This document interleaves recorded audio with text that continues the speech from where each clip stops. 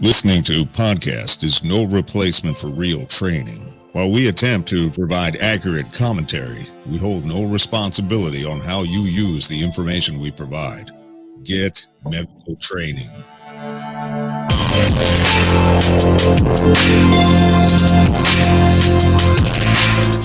In the blink of an eye, everyday order can be replaced with once-in-a-lifetime chaos. Be prepared. This is the Civilian Medical Podcast. Hey guys, welcome to another episode of the Civilian Medical Podcast. We're on episode 43 now. And if we thought 2020 couldn't get any worse with COVID and the other craziness we've had going across, now we have protests and riots going on since we last recorded. So 2020 has been a heck of a year. So you probably had plenty of time to sit around and listen to our podcast and go back and re-listen to old episodes. But this one's going to be a little bit different. We've got our buddy Bobby Wells from AHA, and he's been on the podcast before, but we're running out of people who actually want to come on our show. So we're just going back and saying, hey, you've been on our show one time before. Will you come back again, please? You're desperate. We are getting desperate now. Are we? There's like all kinds of people we haven't had on the show. Oh, wait, they probably just don't like Dietrich. That's true. I'm getting hate emails now because of you. I was thinking Skinny Medic, and your name actually starts with the word diet. It's just weird. It does. So when I was in like second grade, we were learning to spell everybody's name, and everyone hated my name because it was Dietrich, and they're like, "Oh, this is stupid. Your name's so ridiculously hard." And some little kid came out and said, "Oh, it's easy. It's Diet Rich." Exactly. And it stuck with me all through high school. That's amazing. Diet Rich. That's your new name. Started in second grade and going up. So I love it. So what are we talking about today?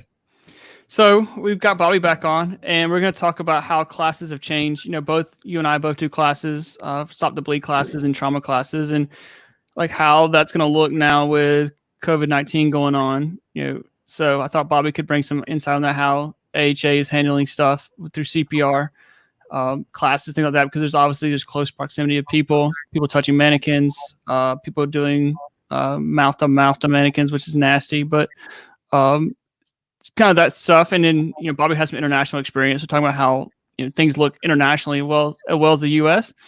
And then I thought it would be just kind of fun for Bobby to walk you through CPR. You know, we've always the AHA is really big on watching videos, and I get it, but we're not going to have video source here. We're going to make it so he has to teach you CPR using audio only. And I figure with your sense of humor and nonsense that it should be entertaining for me. Okay, perfect. How have classes changed? Dietrich, have you taught any classes since COVID? I have not. And we kind of were talking about that. Kenneth and I were walking today because she wants me to stay skinny medic. So we've been walking 3 miles a day.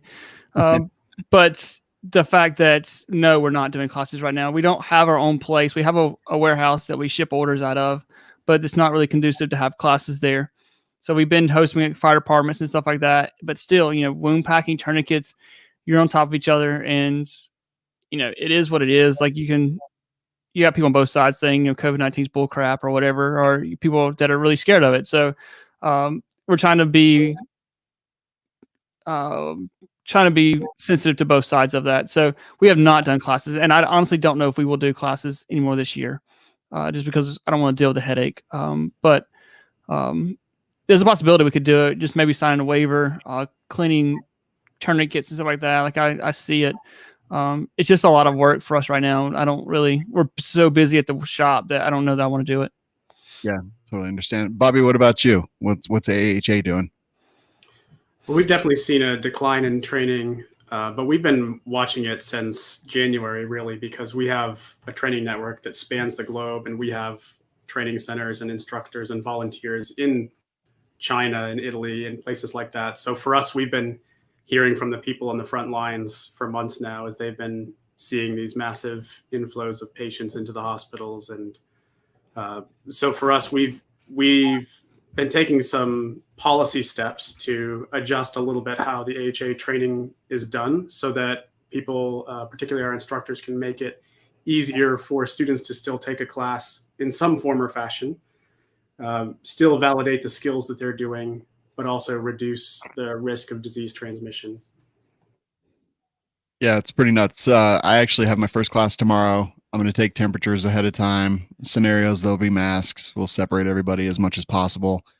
Hand sanitize and do whatever. But like eventually, like this is the world now. So I either get back into it and try to be as safe as possible, or just don't do it anymore.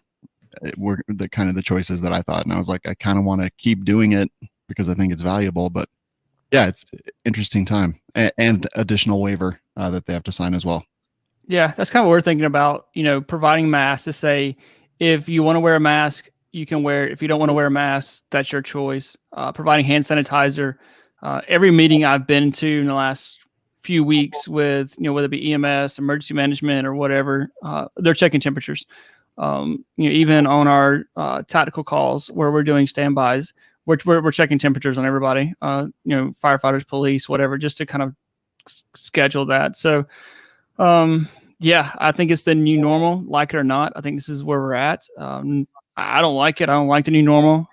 I think there's some, it's going to be interesting to see how like social distancing affects our society. Like, does it further push us apart and say, you know what, I'm fine being isolated? Or does it really make people say, man, I miss interacting with people? Do I miss hugs? Do I miss, that closeness, going to the coffee shop and just sitting in one-on-one with someone? So I think it's going to be interesting to see how it affects, our psyche by doing this. Yeah. Do you need a hug? I do. I like hugs, honestly. Like I do. Like I will hug you in a heartbeat. So yeah, like I miss hugs.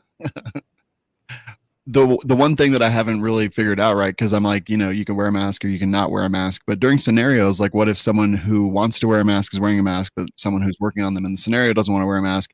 I feel like I just absolutely, without question, I'm going to have everybody wear a mask during scenarios, just in case, just, not to impose anyone else's will on anyone else. So maybe I'll have to impose my own will on everybody. It's really weird. It's really odd. There's so much to take into account. Just thinking of how, things are going to be different, but tomorrow we'll find out. Yeah. Bobby, have they talked about like cleaning mannequins and stuff like that? Like how the recommendation is there? Yeah, so we've definitely re-emphasized cleaning mannequins. But one of the things we've also changed is in the past, if you took a CPR class, one of the things that you would do is learn mouth-to-mouth breaths. And we did have a recommendation or a requirement that the instructor provide some sort of barrier device. Usually it's a thin sheet of plastic with a tissue in the middle that the student can blow through to practice mouth to mouth so that they're not actually putting their mouth on the mannequin. Some training centers might just clean the mannequin in between students, but in light of COVID, we've said, hey, let's just not practice that. And we'll talk about it. You can simulate it, but don't put your mouth on the mannequin and things like that. And then even with pocket masks, most training centers in the past have had a pocket mask for every few students, and then the one-way valve, which is the part that the student actually puts in their mouth. Each student, of course, has their own. But one thing we've recommended is that each student have their own full pocket mask, and ideally each student should have their own mannequin that has the lungs changed out in between students, or in between classes, so that people aren't blowing into the lungs and then the next person is blowing into the same lungs, because that air has to come back up. And we're still looking at that. There's great data on other diseases because they've been around for decades, other communicable diseases, but the evidence on COVID-19 is still evolving. So as we're learning more about the potential for disease transmission in a classroom setting, we're still adjusting our recommendations and how we want to protect our students and instructors. Yeah. A few of our training centers have started doing virtual training, which we've allowed, where they'll use a format like this, where they're on Zoom or some other video chat. They'll somehow get the equipment to the student, whether they ship it to them or whether they just set up a classroom and then the instructor's in a different room to minimize interaction, and they can talk them through doing the skills, kind of similar to what we'll do today, but in a more formal type of setting. Yeah, I've thought about that. I've had several requests ask people to say that, I do like a video series on my actual, because our Skinny Medic trauma class is 8 hours long, and to do like a a video series on it and then just charge for that, video series. But then you still don't have the equipment. So that's my problem. I'm like, so yeah, I mean, I'll shoot a 8-hour video series if you want me to, but it doesn't affect that you're still watching me do wound packing. You're still watching me put a tourniquet on. You're watching me apply chest seal, MPA, stuff like that, but you're not actually getting the hands-on. And I think that's huge. I think that's the big portion of it, especially for adult learners. Adult learners typically don't do well with death by PowerPoint. Yeah. So they do it by learning, doing hands-on and then turn around and teaching it to someone else. So that's the issue. Yeah, some of our healthcare organizations have been the best at adapting to this. Hospitals or EMS systems where they'll set up a room that's for training, and they'll set up the camera, the webcam and computer in there. And a student will go in one at a time. They'll do the skills. The instructor will be in a different location or, just a different room in the same building. They'll check them off. Then when the student leaves, someone goes in and cleans the room, sanitizes everything, and then another student can go back in. It helps because it allows them to get the training to refresh their CPR skills. We know that skills, particularly CPR skills, decline very quickly over time, that if you've taken a class 3 or 6 months ago, that your skills are probably not as good as they were when you walked out of the class. So the benefit to the virtual training is that it allows for them to do that. The downside, obviously, is that it's not nearly as efficient as teaching 6 people at one time. And it's also very difficult for the instructor to kind of keep their mind and focus during a whole day of Zoom skills checks. That's exactly what I was thinking. Just like the added logistics of cleaning everything, sanitizing everything, and then, teaching one class in a day, it can take a toll on you, but teaching 6, 7, whatever, that's Definitely. pretty nuts. Sean, are you limiting your class sizes smaller now, or? Yeah. So I think this one I've got 6, and generally I do 10 to 15 or so. So that's kind of what we're thinking about too. Like normally we do like 15, and it's me and I have another instructor come help us. So now I think if we did it, we would limit it smaller class sizes and just spread people out. So it's a weird time. Yeah, it's true. You have to kind of mix the economics of it with the safety of it and try to find something that's reasonable for both things. I actually have been working on my class, doing an online thing for several months, so it's coming along pretty well. But it's just kind of when I have time, I work on it. So I worked on it some this week, and I kind of maybe once a month I'll take like a day or two and just kind of work on it and write and just kind of build it out and do all that stuff. But yeah, it takes a while, but it's a pain. But I think it might be valuable. Definitely, it's something we're thinking about, doing. I don't know. I think it's a pain, and you're still missing the hands-on portion. But at least they get an organized. Because they can watch. We have a few hundred videos on YouTube now, and we've got 43 podcasts here now. So, but still, at least it'd be organized and like, all right, this is tourniquet video. This is So I think it's got some benefits to it. Just it's definitely. I don't know what to do. Like you said, if even from like a business standpoint, you have 6 people coming in, and like I have to pay rent on the classroom that I'm using. I pay, Kevin to come be an instructor, stuff like that. So now you're killing. For me, I kill a Friday afternoon because I pack up for the thing, and then all day Saturday, and then Sunday you're restocking, repacking. So it kills 3 days for. It's just. Yeah, I'd rather spend it with my wife and kids. Yeah, no, that's being completely selfish, but I totally understand. It's pretty nuts. Well, we'll see how it goes, and definitely look to the AHA for leadership on some of that stuff as we go. Bobby, I think it's time to teach me CPR. Sure. So you said you have taken a CPR class before, but it's been a while, right? It has. It's been several years, actually. All right. So for this remote setting, we're just going to focus on Hands Only CPR. And a lot of folks anticipate that this is not necessarily something they'll come up against in their life. But right now, the data shows that about 350,000 Americans go into cardiac arrest every year outside of the hospital. Wow. So when you start breaking that down with the population, that's about 1 out of every 1,000 people in America. So there's a good chance that could be something that you come up against in whatever setting you're in. Mm-hmm. And the fact that we're all at home or largely at home right now doesn't really change that, because even before COVID and quarantine, 70% of those cardiac arrests happened in the home. So I think a lot of people, when they start to think, oh, I'm going to learn CPR, and then they watch the video in their CPR class, and it's somebody at a restaurant saving a stranger's life, or someone at the airport or at the mall, and they think, well, do I really want to interfere in an emergency with someone else? I don't know how I feel about that. But really, when you're learning CPR, you're learning it to save the life of a family or a friend or neighbor, because most likely it's going to be in the home. So you have to determine, which neighbors you like and don't like, and so on. Yeah, for sure. No, but so out of the hospital cardiac arrests, about 90% die. So the biggest thing that we emphasize is to do something, to do CPR, because any CPR is better than no CPR. So whether it helps to imagine that you have a family member who's undergone this or not. Think through how you would respond in an emergency, how you would mentally prepare to keep calm, all of the things you guys talk about on this show.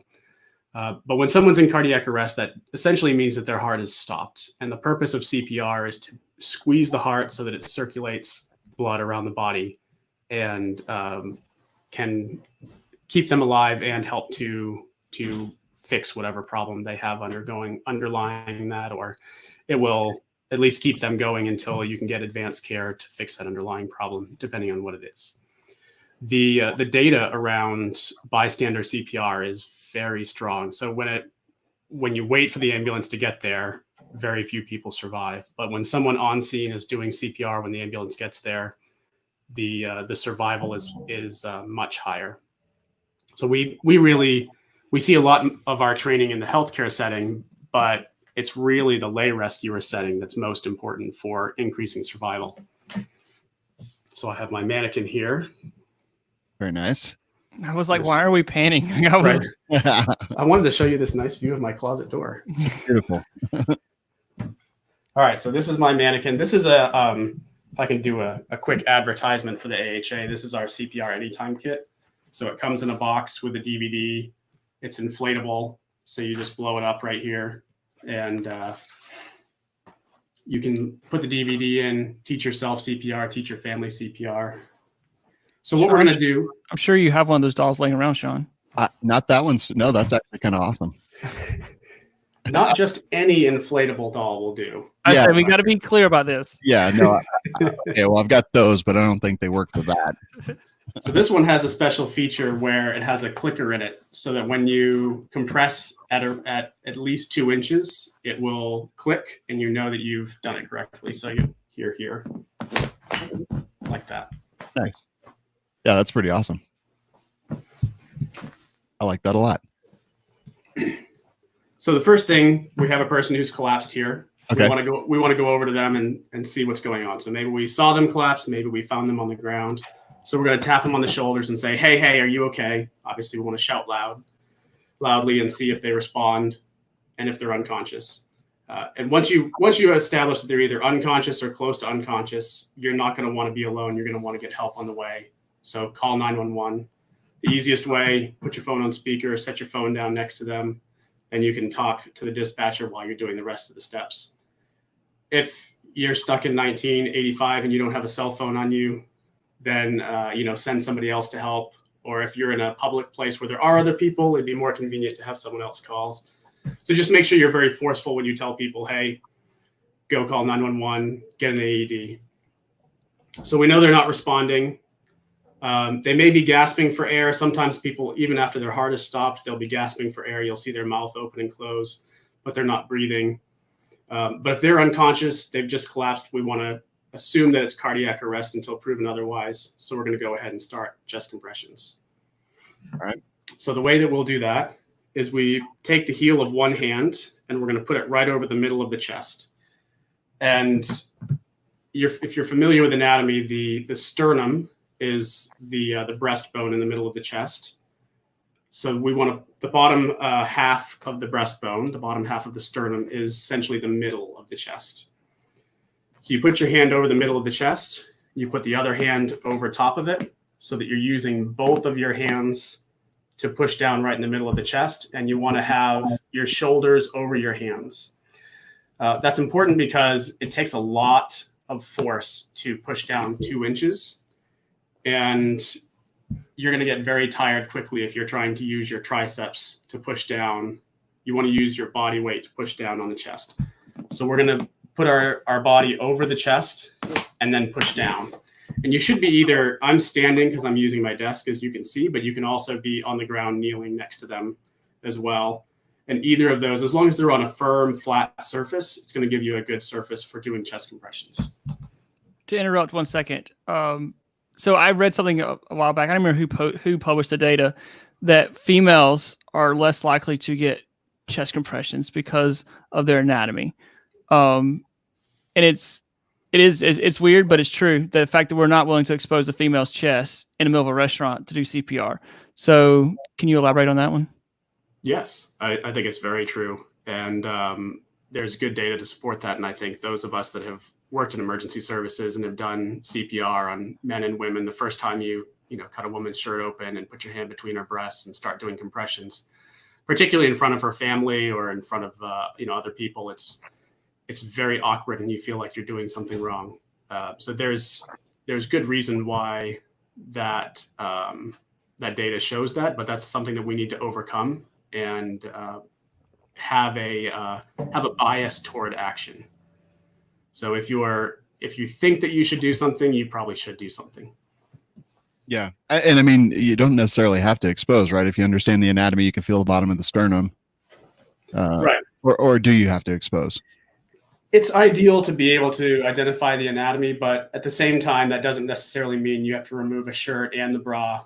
Usually, again, I would go back to if you can do something, do anything. Yeah. Do something. And in this case, I would say, if for whatever reason you don't feel like it's appropriate, just do compressions over the shirt. But ideally, you want to at least remove the shirt so you can see the underlying anatomy. Make sure you're on the sternum, center of the chest, lower half of the sternum if possible. And then when the AED gets there, you're going to have to expose them anyway to get the AED pads on. So I would say that if you're in a public place, yes, something's better than nothing, but also respect patients' privacy, stuff like that. So if you can move people away, that's kind of what, like I was visiting at church one time and dude just collapsed. And in the middle of church, that's a bad situation to be in. So we just moved everyone out of the sanctuary. Like it was a guy, but still, we just moved everyone back. So I would think you would do the same thing in a restaurant. Just try to, there again, like Bobby said, take control. Tell someone to call 911, get an AED if possible. Take control of the situation, and you can move people back. But something's better than nothing, 100%.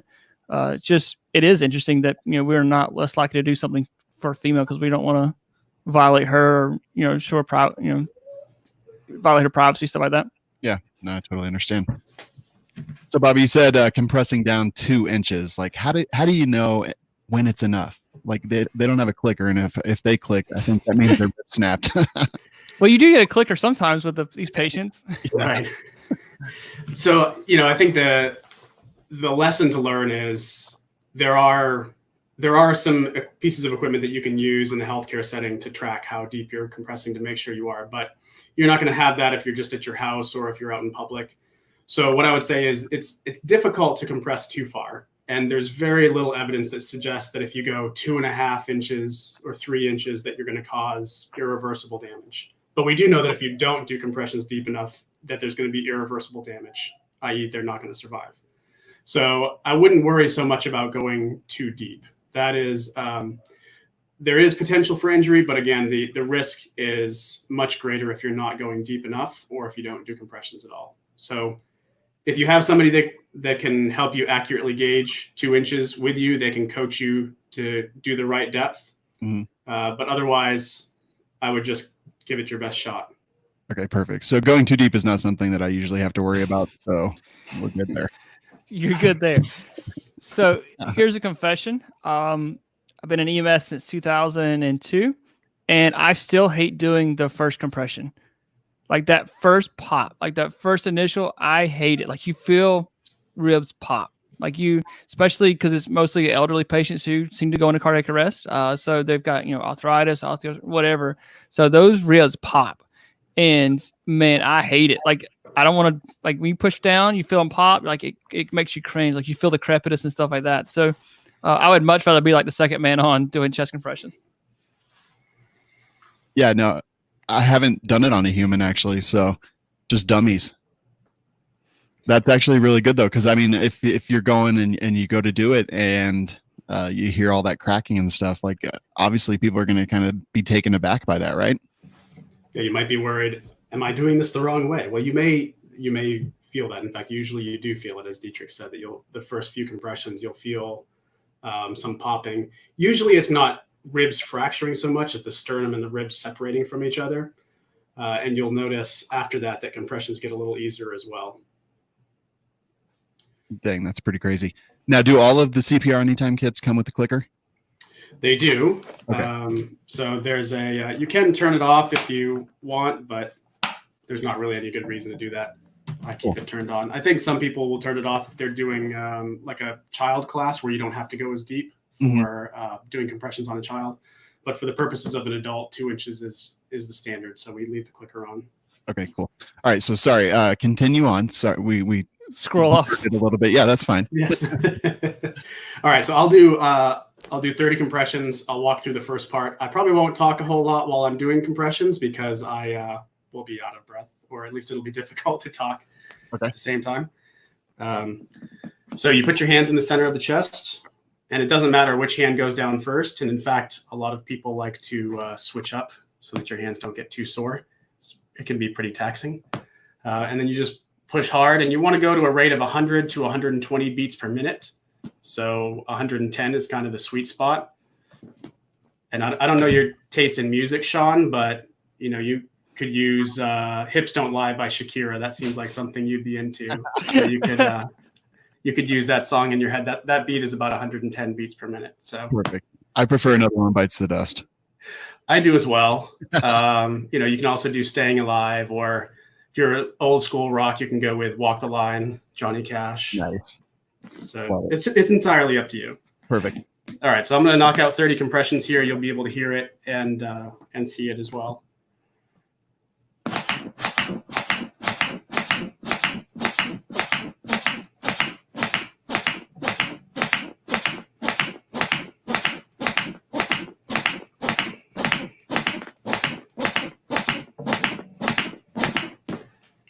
All right, so that was 30. Should take about 15 seconds to do that if you're doing it the correct rate. Okay. One important note is as you push down for each compression, you want to make sure that you release the pressure off the chest. So if we think of squeezing the heart with each compression, you obviously want to relax that squeeze so that the blood can flow back into the heart before the next squeeze. So you don't want to be leaning on the chest in between compressions. The more compressions you do, the longer you're doing compressions, the more tired you're going to get, and the more you're going to be inclined to not push as deep and to lean in between compressions. And those are some steps that you want to make sure that you avoid. And that's really it for Hands Only CPR. If someone collapses, call 911, push hard and fast in the chest. Oh, go ahead. I was just going to say, when you go down, you're like, hey, you okay? And tapping them on the shoulders. At any point, do you take a pulse or see if they're... We don't recommend that non-healthcare providers check a pulse. Okay. It seems like an easy skill, but the data shows that it's really not, especially when someone is in a cardiac arrest or near cardiac arrest situation. The only thing that really happens is that you delay CPR because you're messing around checking for a pulse. And, the reason that we changed that recommendation is the research was showing that people were just spending way too much time. Oh, I think I feel a pulse. Maybe I feel a pulse. Maybe I don't. I don't know. I'm worried. I don't know what to do. And then frozen in the moment, they did nothing, or at least delayed CPR for a very long time. And the longer that CPR is delayed, the worse the outcome. Dang. Okay. So how do you really decide? Like, just if someone collapses or someone is collapsed and you don't see any obvious injuries, we just basically hit CPR? So if someone is fully unresponsive, you're shouting at them, you're tapping at them, they're not responding, you're going to assume that they're in cardiac arrest until they move or they start to respond or something. I mean, if someone is in a semi-conscious state and you shout at them and they don't do anything and then you start pushing on their chest, they will respond. Okay. So If they start moving, they open their eyes or something like that, then that's a sign that maybe you shouldn't be doing CPR, and you can just let it, treat them otherwise, put them in the recovery position, or, ask the dispatcher for more advice on what to do. So if she wakes up, Sean says, "Get off my chest," get off her chest. Okay, perfect. I'll be like, I was just practicing. I haven't got my CPR anytime kit yet. Yes.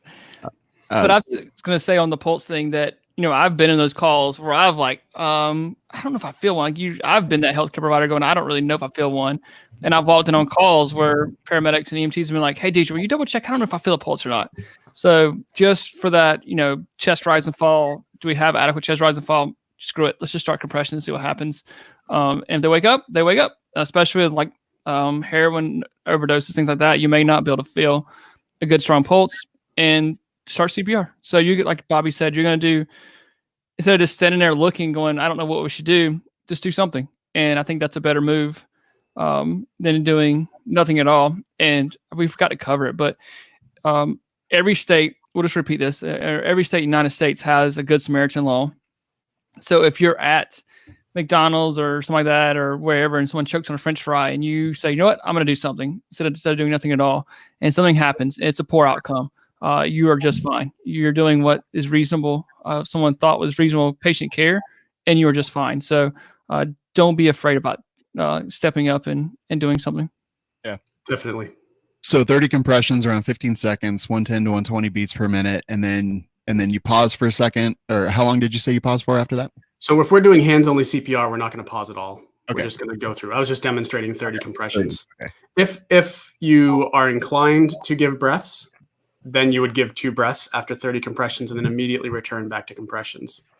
But that's one of the barriers that people have to doing CPR, is they have this concern about, well, I don't want to do compressions on this person because then I have to put my mouth on them and give them breaths. Well, at a minimum, we'd recommend do hands only CPR, just do compressions. So you wouldn't stop, you just do compressions until you're either too tired to continue or until someone else with training can take over. Unless it's Carrie Underwood. Right. And then it's all breaths, no compression. 100%. Someone called me out on the Ivanka Trump one. So I'm like, one of these days I'm going to mention a celebrity and they're going to hear the podcast and I'm going to meet them. They're like, "Hey, I heard you were talking about me." I'm going to get really embarrassed, but it'll be fun. That would be, that totally would be. And then, so that's one of the reasons calling 911 is so important, because you basically, once you start doing the compressions, that's kind of where you live now until someone can take over or someone gets there with better knowledge or equipment. Right. Absolutely. And that's tough. If you've ever seen anyone doing CPR for real, they're like dripping sweat generally. It's a pretty cardio-centric skill, which is another reason to have decent cardio. Yes. And if you have other people with you, even if they also don't have training, you can coach them through doing CPR if you need a break. I have done this on scenes before where there's been a police officer or there's been a random citizen, and there's just been 2 of us. We've been waiting for backup.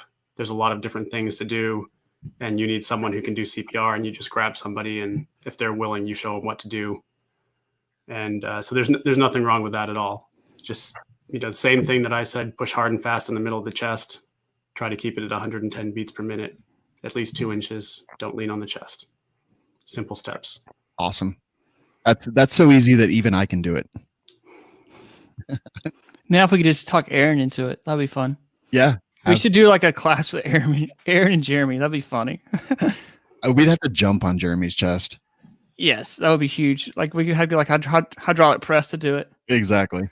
Another thing we can talk about is that there's different classes that we can provide, for different subgroups of people. Like you have a class for healthcare providers, and then you have a class for like the average Joe that you could teach at churches and stuff like that. So I like doing that because before, you go to church and teach this class and now they have to take a test and they get stressed out because they have to take a written test and it's all these issues. But now there's different classes we can do in different places, right? Yes. So I would say we'll start at the lowest level, which is just hands-only CPR training, which you don't need a card for. You don't have to go to a class. We have, you can go to the American Heart Association's YouTube channel. There's hands-only CPR resources on there. I would highly recommend you go to the Facebook page for the American Heart Association, scroll down to June 3rd. I actually did a Hands Only CPR video then. And if all of the civilian medical podcast listeners can help me, I'm trying to drive up views on that video so that it has more views than the highest Skinny Medic YouTube video. So that's my goal. Well, our 3 listeners will go over there and they'll watch it and then share it on your social media so that other people will go. I'm at 102,000 views right now, and your highest video is a CLOX video. Yes. 430,000 views. So I've got a ways to go, but we're going to catch up. That's interesting. CLOX is your biggest video? It is. It's weird. I don't know why. I think it's because of the thumbnail. It looks like it's a piece of meat. And so I just use it as a thumbnail. So I think people think it's something dirty and they watch it and they're like, oh, never mind. This isn't what I thought it was. Like, so still finished.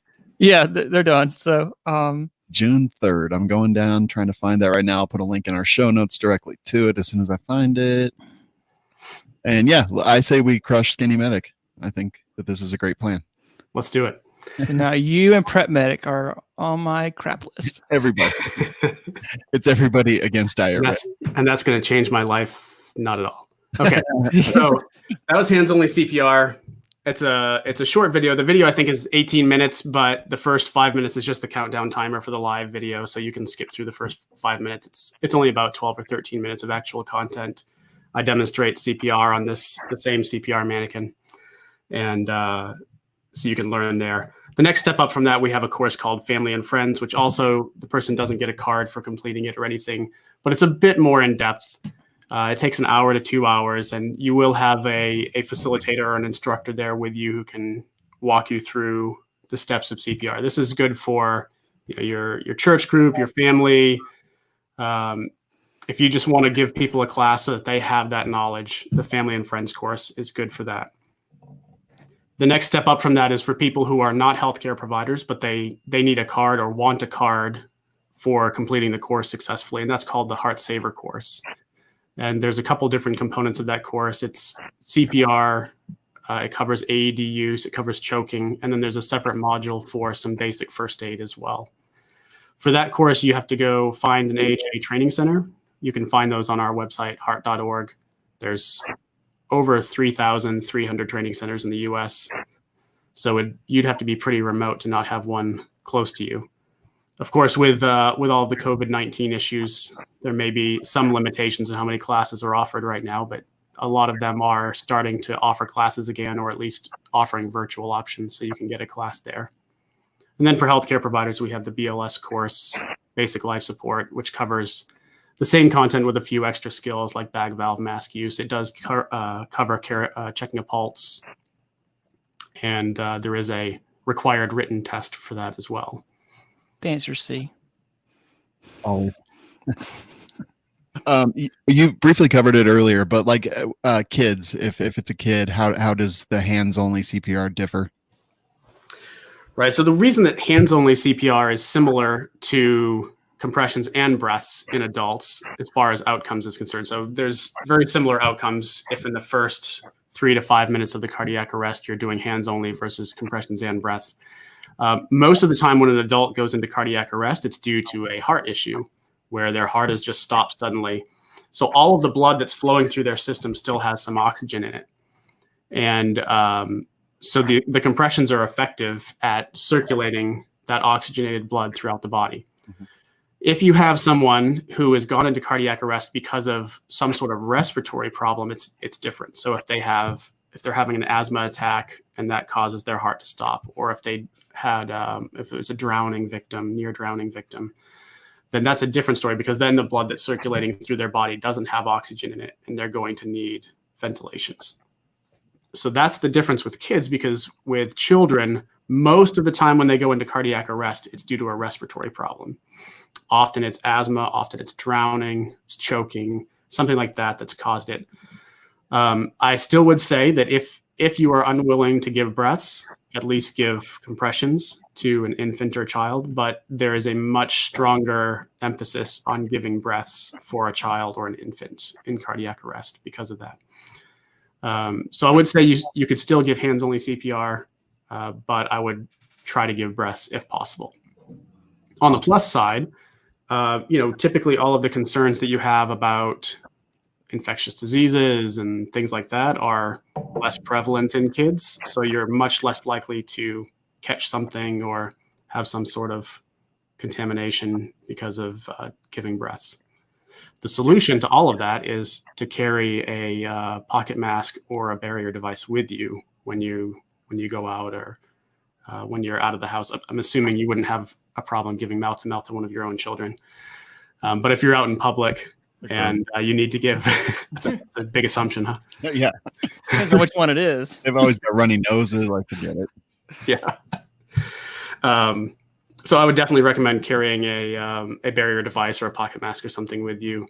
I keep one in my backpack, particularly for when I travel, airports, airplanes, things like that, just because I don't want to put my mouth on someone else's, particularly in this day and age.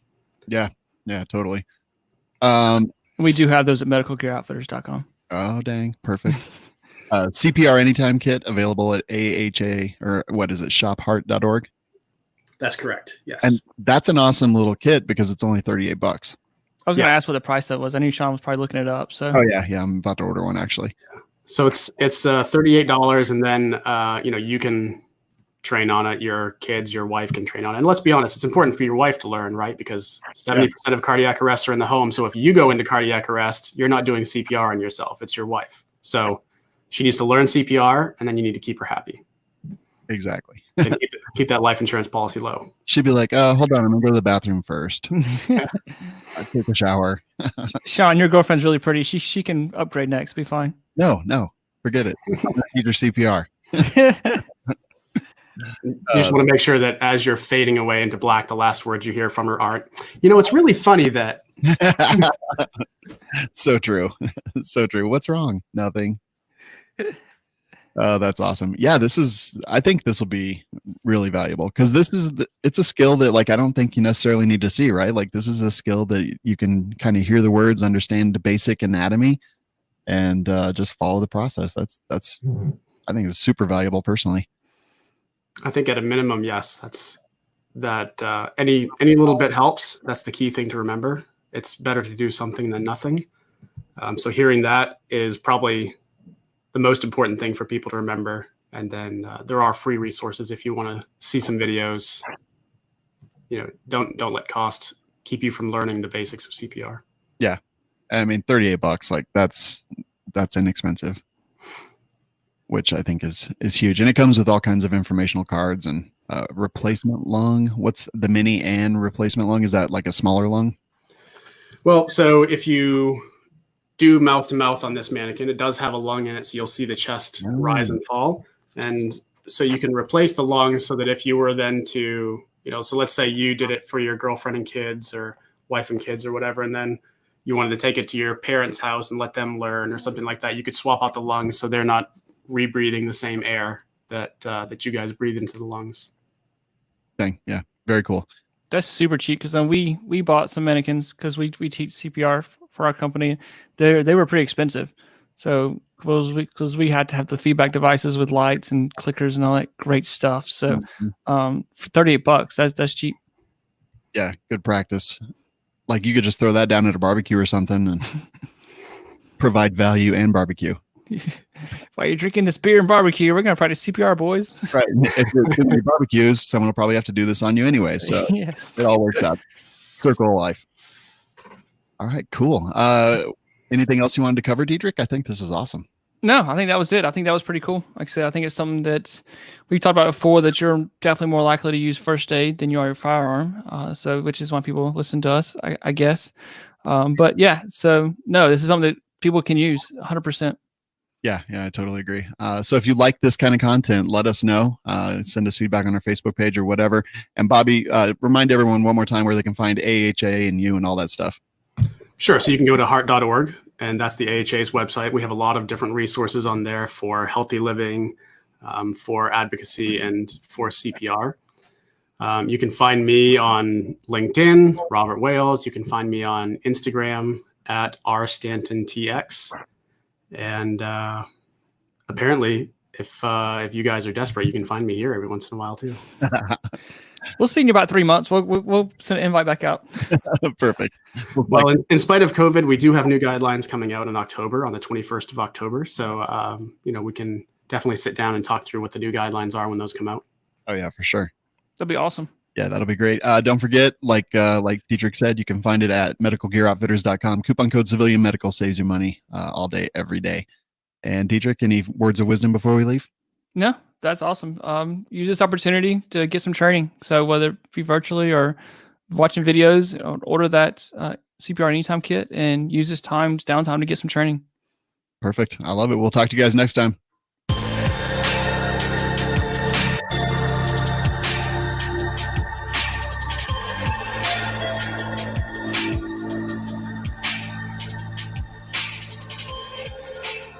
Find us and subscribe at civmedical.com.